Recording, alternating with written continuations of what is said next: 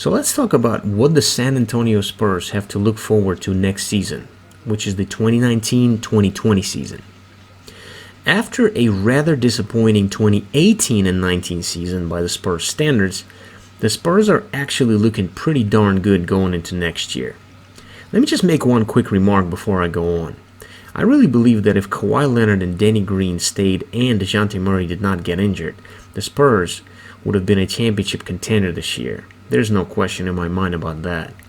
With that out of the way, let's peer into the future and see if it's bright for the Spurs. First thing to discuss is, of course, the return of Dejounte Murray. This might be the most exciting thing for the Spurs fans. It will depend on how well his rehab goes, of course, but considering everything goes well, the Spurs should get one heck of a guard back into the starting lineup. The season prior to the injury, Murray's two biggest things to work on were his decision-making and shooting. He does tend to be a bit out of control at times, which is to be expected of a young player. His shooting was a consistent impediment to taking his game to the next level. Last off-season, Murray worked his butt off to become a better shooter, and signs were plenty that he would markedly improve. But unfortunately, he got hurt early and never had a chance to showcase his newly acquired skills. Aside from that, he's a lockdown defender and a tremendous rebounder. In fact, I will go so far as to say that next season, Murray will be the best rebounding point guard behind Russell Westbrook. Moving on to Derrick White. White caught my eye during the last year's summer league. Although he only played a few games due to the hamstring injury, he looked spectacular in those few games, showing off his poise and penetrating ability. Hampered by yet another injury early in the regular season, he managed not only to come back and reclaim the starting role, but become a defensive anchor for the team. The guy is an awesome defender, quick hands, sneaky athletic, and can move his feet. White is a pretty complete player, but he does need to work on his shooting, especially his three-point shot.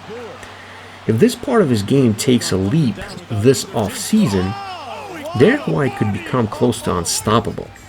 His ability to attack a closeout is insane. So what the Nuggets started doing during their playoff series against the Spurs is not close out all the way, thereby sort of daring him to shoot. If he can consistently knock down three-pointers, like Bryn Forbes, for example, he becomes a scary, scary dude. Let's talk about Bryn Forbes now. Forbes' biggest jump from last year was his defense. I was very impressed with not just his defensive tenacity, but his defensive IQ. He certainly isn't Kawhi Leonard in his physical characteristics, but he uses every ounce of his strength and every inch of his length to play defense. It's hard to beat Forbes off the dribble, because the man can flat out move his feet. I trump the ability to move your feet when playing defense perhaps more than anything else. Patty Mills is a great example. He isn't the strongest defender by a long shot, but his ability to stay in front is legendary, hence all the offensive fouls he draws. Bryn Forbes does need to improve his ball handling skills though. That flaw in his game quickly became apparent when he was on point guard duty early in the season, so ball handling for Bryn, and he's pretty much a complete player, assuming of course he remains the outstanding shooter that he already is. Let's move on to Jakob Poeltl. I'm actually not even sure why there's an R in his name, but I'll just roll with it. Poeltl was in and out of the lineup early in the season, but eventually earned Popovich's trust, especially after the Spurs bought out Pau Gasol's contract. Poeltl's minutes steadily increased as the season progressed, and for good reason. The man is a tremendous rim protector, awesome offensive rebounder, and just a very solid all-around big man. The only thing I question about him is his ability to finish around the rim. While I don't see him ever developing into a mid-range or long-range shooter, he can markedly improve his value by developing some sort of a hook shot / short floater. Think Steven Adams of the OKC Thunder. And of course, just get more familiar with the system. I can see Jakob Poeltl be a starting center for the Spurs for years to come. He's not afraid of contact, and defends extremely well.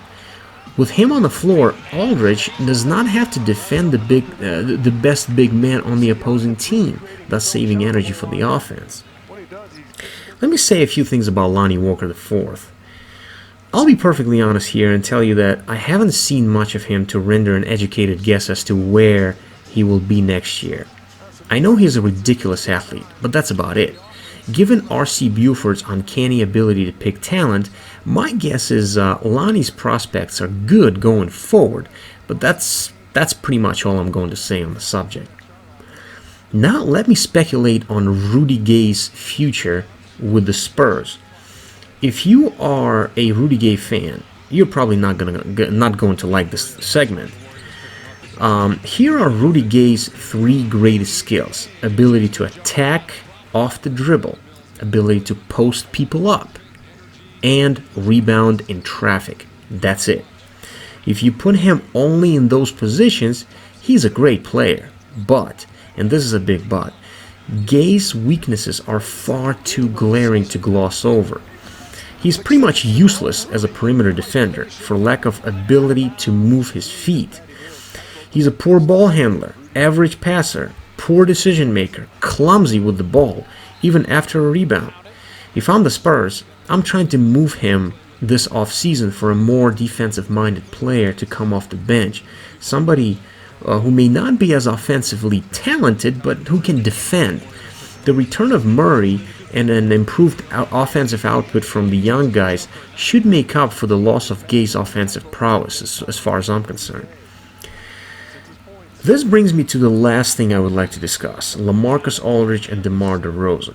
Neither gentleman needs to do anything about their game, with the exception of one thing and one thing only. Both need a reliable three-point shot. Period. It was painful to watch DeMar shooting three-pointers this season. It's just such an obvious progression of their game to me. Shooting threes is one of the easiest ways to get points and puts enormous pressure on the opposing team to defend you, opening up driving lanes and spacing the floor. So DeMar and Aldridge both need to work on their three-point shot. Assuming everybody remains healthy, the Spurs are actually looking pretty intimidating going into next season. I'm expecting them to make a deep playoff run, that's for sure. If you like my insight, please subscribe for more videos of your favorite player and team breakdowns. We also discuss trades, rumors, and their implications for specific teams. So subscribe now.